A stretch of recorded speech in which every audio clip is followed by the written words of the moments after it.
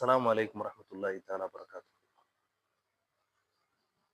நபி ஹுரைரத ரலியல்லாஹு தஆலா அன்ஹு قال قال رسول الله صلى الله عليه وسلم ليس الشديد بالسرعة إنما الشديد الذي يملك نفسه عند الغلب رواه البخاري. ஒரு அற்புதமான ஹதீஸ் ஒன்றை நமக்கு நினைவுபடுத்துவாங்க.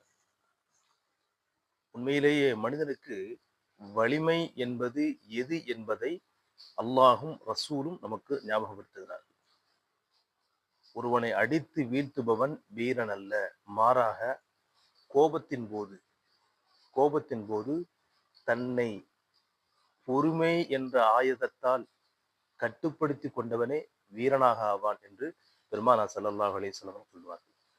உண்மையிலேயே கோபத்தால் ஒருவன் வெற்றி பெற்று விட்டான் என்று சொன்னால் கட்டாயமாக அது வெற்றி அல்ல. உன்னுடைய கோபத்திற்கு எதிர்மறையாக இருக்கக்கூடிய பொறுமை தாங்கிய அந்த ஆத்மாதான் உண்மையிலேயே வெற்றி பெற்றதாக ஆகிவிடுகிறது. ஒன்று, கோபத்தில் எடுக்கக்கூடிய எல்லா விதமான முடிவுகளும் எவ்வளவு நியாயங்கள் சொன்னாலும் சரி, இந்த கோபத்தில் எடுக்கக்கூடிய முடிவுகள் அத்தனையும் முடிவே இல்லாத முடிவாக அது மாறிவிடுகிறது என்பதனை விளக்கும் பொருட்டுதான் பெருமானார் ஸல்லல்லாஹு அலைஹி வஸல்லம் அவர்கள் சொன்னார்கள், ஆகச் சிறந்த மனிதனுடைய வலிமை என்பது பொறுமை மட்டும்தான்.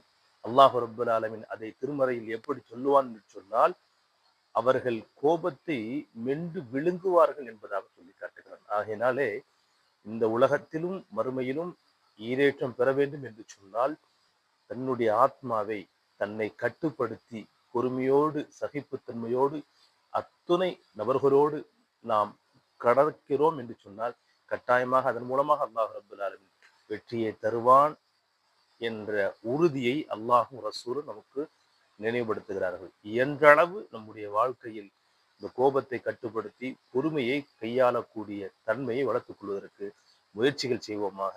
வல்ல ரப்பல் ஆலமீன் தௌஃபீக் புரிவானாக. அஸ்ஸலாமு அலைக்கும் வரஹ்மத்துல்லாஹி தஆலா வபரகாத்துஹு.